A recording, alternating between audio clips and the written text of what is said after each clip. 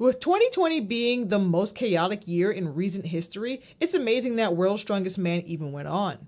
With multiple athletes pulling out due to injury or COVID restrictions and getting delayed by a full day because of a hurricane, we've finally made it to the first day of competition. I'm Kai, the Nerd of Strength, and I've returned just in time to recap the first day of World's Strongest Man 2020. But things are a bit different this year. Find out how after the intro. But first, if you like what I do, please like, share, comment, and subscribe. I read and reply to every comment.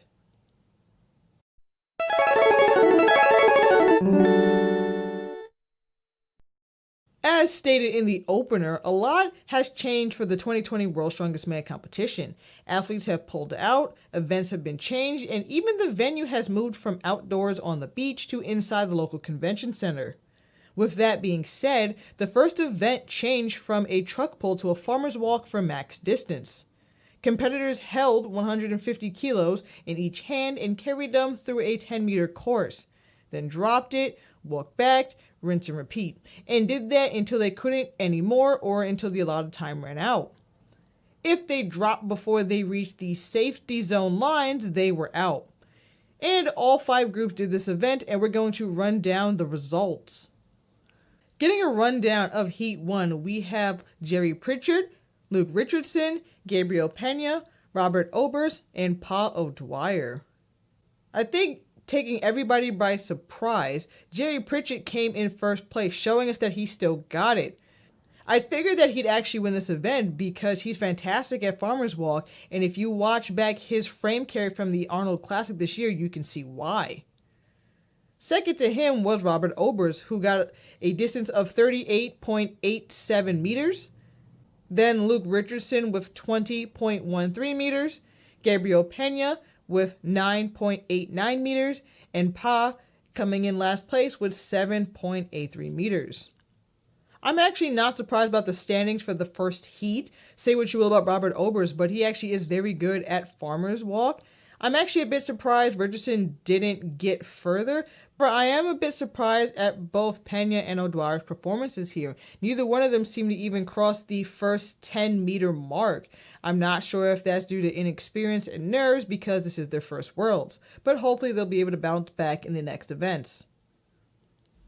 Moving on to the deadlift, surprising absolutely no one, Jerry Pritchett demolished this and won the group with 9 reps. Jerry, of course, being one of the best deadlifters in the world, it was no surprise there.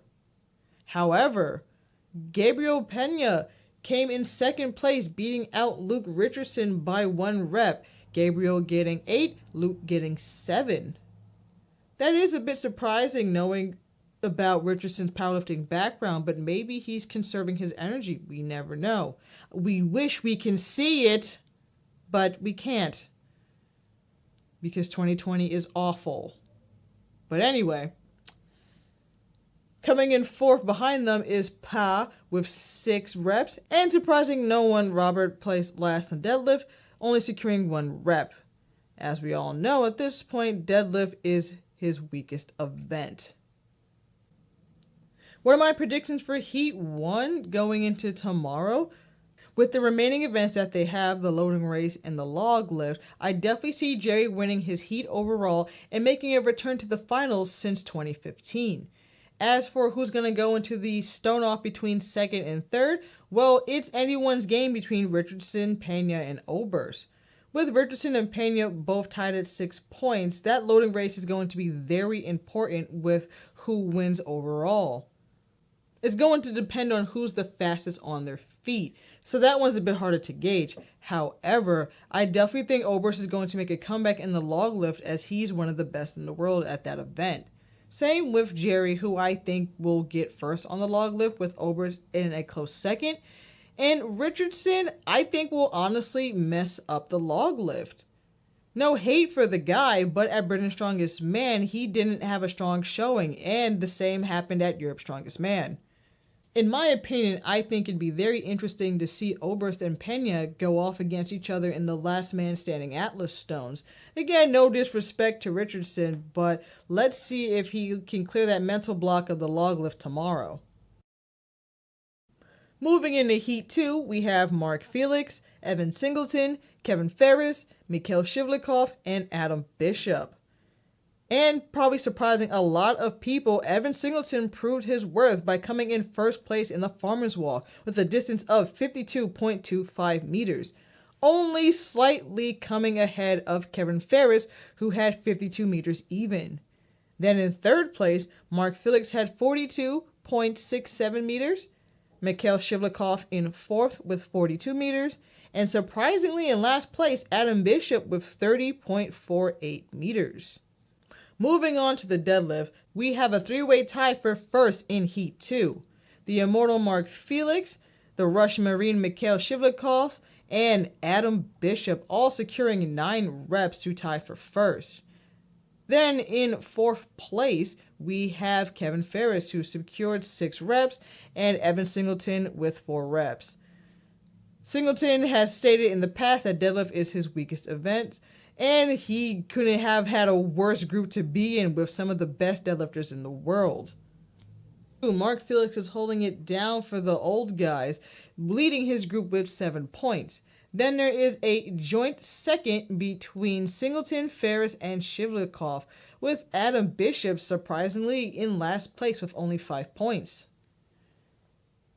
This group literally can be anyone's game, and I can't even confidently say that Mark will go into the finals. Looking at their events for tomorrow, the loading race and the dumbbell press medley, I'd hate to say it, but Felix is going to lose a lot of points, and I think it will screw him out of the last man standing Atlas stones.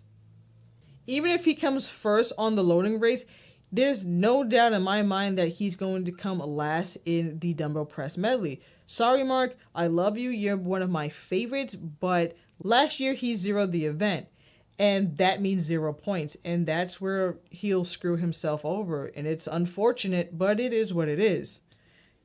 Clearly, after Worlds is over, he needs to have a chat with Nick Best and talk to him about whatever surgery he got to fix his elbows, because Mark's lockout is terrible. Singleton is great at dumbbell press, but I think that double dumbbell is definitely going to take him by surprise. Same with Ferris. I'm not too sure about Shivlikov, though, as he just came off of his master's deadlift. We'll see what shape he's in. I do have Adam Bishop, however, winning that event because he was in the finals last year where they did do the double dumbbells. This one's really hard for me to call, especially with everybody being so close in points. But, and I may sound crazy for this, but I can actually see Evan Singleton winning the heat, coming in first place, and Mark Felix and Adam Bishop doing the stone off. Anyway, moving on from a hard decision to an easy decision, going into the stacked Heat 3, we have Alexei Novikov, Maxime Boudreau, Tom Stoltman, Trey Mitchell, and Gavin Bilton. Alexei actually had the best farmer's walk of the day with 57.54 meters. And then Maxime came in second with 46.34 meters, thanks to his Canadian grip. Tom came in third with 42.78 meters. And then Gavin came in fourth with 31.5 meters. And surprisingly, Trey Mitchell only got 10.11 meters. I'm actually very surprised about Mitchell's grip on this and thought he would actually place higher. But once again, he still has 3 more events to go. We're going to change things up for Heat 3 as they did the squat lift as opposed to the deadlift. Trey Mitchell bounced back after his poor showing in the first event to win the squat lift with 11 reps, beating Alexei Novikov, who had 10 reps respectively. Tom Stoltman came in third with 8 reps, and Maxime Boudreau came in fourth with 7 reps. Unfortunately, Gavin Bilton didn't get any reps and scored 0 points. Supposedly, he has a bit of a foot injury. I'm not sure if he has withdrawn from the contest at the moment, so we will see about that tomorrow. Alexei Novikov leads his heat with 9 points, and then yet again there's a joint 3-way tie for second place between Maxime Boudreau, Tom Stoltman, and Trey Mitchell, all having 6 points. And in last place is Gavin Bilton with 2 points. This one's really hard, and honestly, I am a bit annoyed at Heat 3 because the producers have clearly picked who they wanted to be in this heat because it makes quote-unquote good television. I think they were definitely hoping for a Alexei versus Trey rematch, but honestly, it looking like it might be Maxime and Tom in the stone-off. We all know Alexei is hungry, and he might have a chip on his shoulders from last year, and he is hungry, and he doesn't want to be in that stone-off position again. So he's definitely going to want to win his heat overall. And the things we know about Novikov, he's super fast on his feet, and he's great at dumbbell press, so everybody has to be on the lookout for him. However, another super fast guy is Maxime Boudreau, another guy who's super fast at loading ratios and is a fantastic overhead presser. He does have the log lift record for Canada, and his dumbbell press is just as good. So I'm pretty sure they're going to give each other a run for their money during the press medley, which I'm super excited for. Tom was the guy who won the loading medley in the finals last year, so he's no slouch either. And with his large wingspan, there's no way he's not going to mess up the loading race. It's his dumbbell press, which I'm curious how he's going to do on it.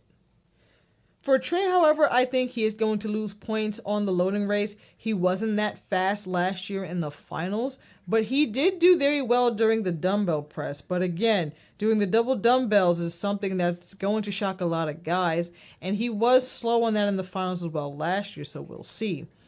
And for Gav Bilton, I'm not sure how he's going to do because, like I said, he injured himself during the squat. So I'm not sure if he's still in the competition or if he has withdrawn, but I'm sure we'll find out in the morning. However, I will say this, Gav Bilton definitely wins the award for the world's strongest Bob's Burger impersonator.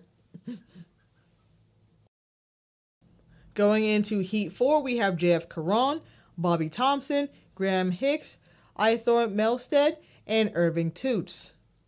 JF Caron won this event overall, once again thanks to that supreme Canadian grip, with 48.2 meters. And then Bobby Thompson came in second to him with 45.59 meters. Third place was Ervin Toots with 18.76 meters.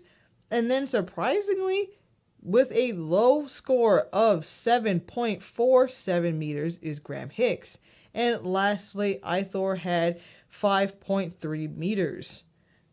It's not surprising that Hicks placed fourth in this event. Historically, his grip is not the greatest. However, I am shocked that he didn't clear the course at least once time, but that's okay because he has a bunch of great events ahead of him. Also doing the squat lift, there's a tie for first place between JF Caron and Bobby Thompson. Professor Hulk is really giving it his all in this heat, trying to stay within the top 3, even pipping out squat master himself, Graham Hicks, who only got 10 reps. But Graham also came into this competition with a bit of an injury. And in fourth place, Eythor Melsted scored 5 reps. And unfortunately, Ervin Toots scored 0 and had to pull out of the entire competition due to a torn quad. He has the distinct title of being the first guy to withdraw due to injury, but we hope he gets better and returns to competition soon. It's a bit tighter at the top with JF Caron in first with 9.5 points, followed by Bobby Thompson with 8.5 points, Graham Hicks in third with 5 points, and joint fourth between Eythor Melsted and Ervin Toots with 3 points. However, Eythor has that place to himself since Ervin has pulled out of the competition. They have the loading race and the log lift tomorrow, and that's definitely going to be an interesting battle between the three. Caron, Thompson, and Hicks are all great pressers. Funny enough, I think Caron is the weaker of the three when it comes to pressing. Graham is phenomenal at log press, and I think he can put up some really big numbers, and I'm super excited to see what they're going to do during the log lift. Same with Thompson. Thompson has great static power. It's just about his cardio to see if he can keep up reps-wise with Graham. As for the loading race, I know I did those in reverse order. Caron is fantastic at loading races. Graham is a bit slower, and same with Bobby. Bobby's speed is something that I know he's been working on, but, being in the gym by himself is not a great testament to see where he's really at, so we will see tomorrow. Of course, I see JF winning the heat overall, and the battle for in the last man standing Atlas Stones will definitely be between Bobby Thompson and Graham Hicks. Who do I think is going to win that is definitely going to be endurance based. However, Bobby does have the height advantage over Graham, and that can definitely play in his favor. And it'd be crazy to see another newcomer into the finals this year. But it would dash British hopes. And finally, we move into Group 5, which has Terry Hollands, Brian Shaw, Aivars Smaukstelis, Luke Stoltman, and Nick Best. Big Tell showing us all that he still got it and his head is in the game, so he can place very well in this event, and won his heat overall with 52 meters even pipping Brian Shaw, who got second with 40.1 meters. Aivars came in third with 36.56 meters. Nick Best in fourth with 29.56 meters, and surprisingly, Luke Stoltman in last place with 28.86 meters. Nice to see that the old campaigners still got it in them, and I'm actually very shocked that the Highland Oak got last place on this event. No disrespect to guys like Terry and Nick, who are much older, but I thought Luke would place a bit higher on this one. But again, he has a couple more events to shake the cobwebs off. And back to the deadlift for our final event of the day. Terry Hollands and Brian Shaw shared joint first place with 6 repetitions, and Aivars and Luke shared joint third with 5 reps, and Nick Best taking 5th by himself with only 1 rep. Apparently, Terry and Brian agreed to share the points on the deadlift, so that's cool of them. Aivars, I'm not surprised at him getting 5, but Luke I thought can do a bit better. Hopefully he brings his A game, as he hasn't been having a great showing so far, but we still have a whole day of heats to go. With Terry Hollands being first overall in his heat so far with 9.5 points, followed by Brian Shaw with 8.5 points, Aivars Smaukstelis with 5.5 points. Surprisingly, in fourth, Luke Stoltman with 3.5 points, and Nick Best bringing up the rear with 3 points. And they have the loading race and dumbbell press medley tomorrow. All these guys are very good when it comes to loading race. From what I saw of the boneyard footage, it doesn't seem like the objects are super heavy. It's just that they're very awkward. And that can work in the favor of guys like Terry Hollands and Brian Shaw, who were super tall. Especially when it came to that giant red cylinder thing. That thing looked very light but super big and awkward. However, I think everybody is sleeping on my boy Aivars Smaukstelis, the SCL world champion. SCL is basically built upon lifting weird and stupid sponsor objects, so I think he has this one in the bag, and he's going to surprise a lot of people. And honestly, I think he's going to surprise a lot of Stoltman fans too, where he ends up in the last man standing Atlas Stones over Luke. And I hate to say that because I like both guys, Aivars and Luke, but something has clearly been off about Luke during day 1. Hopefully he can flip the switch tomorrow and bring his A game to bounce back in the points. Dumbbell press is definitely where it's going to separate the boys from the men.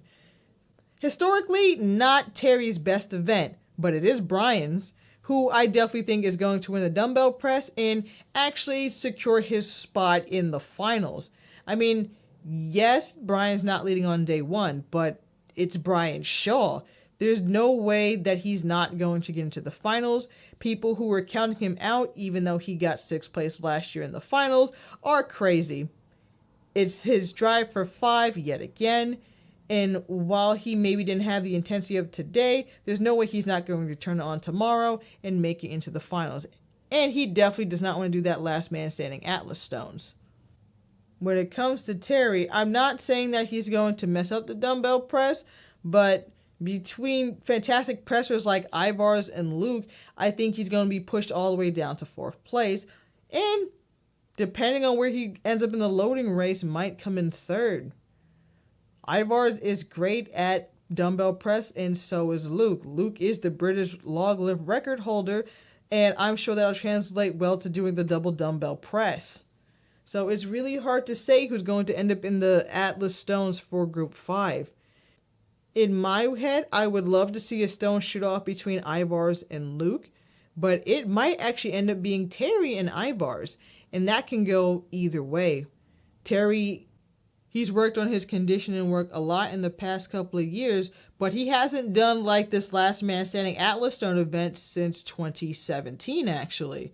Last year he didn't compete. In 2018 he didn't make the stone shootout in his heat, which Aivars was actually in. However, Aivars did make it to the last man standing Atlas Stones last year and had to face the deadliest stone lifter of them all, Tom Stoltman, and he lasted a good 8 reps. So, surprisingly, like I said, I think Aivars is going to surprise a lot of people, win the Atlas Stone shootout, and actually end up in the finals, which personally I would be super hyped for because I am a huge Smaukstelis fan, and last year he was close making it to the finals, and he actually ended up being the reserve for the finals last year. This year I definitely think he deserves a shot at the finals, so I'm rooting for Aivars. But at the same time, I'm definitely rooting for Luke to maybe edge out Terry, no offense to Terry, however, and see what happens during the Atlas Stone shoot-off. So tomorrow, it's anybody's game. Well, guys, there you have it. That's the rundown of all the events from day 1, as well as the overall standings for all 5 groups, with a bit of my predictions for what will happen during the last man standing. Tune in tomorrow as I recap day 2 and we discuss who has made the finals and my predictions for who is going to be the 2020 World's Strongest Man. Once again, my name is Kai. I am the Nerd of Strength. And thank you all for watching the video. It is great to be back on YouTube, and I hope to be here for the foreseeable future, COVID withstanding.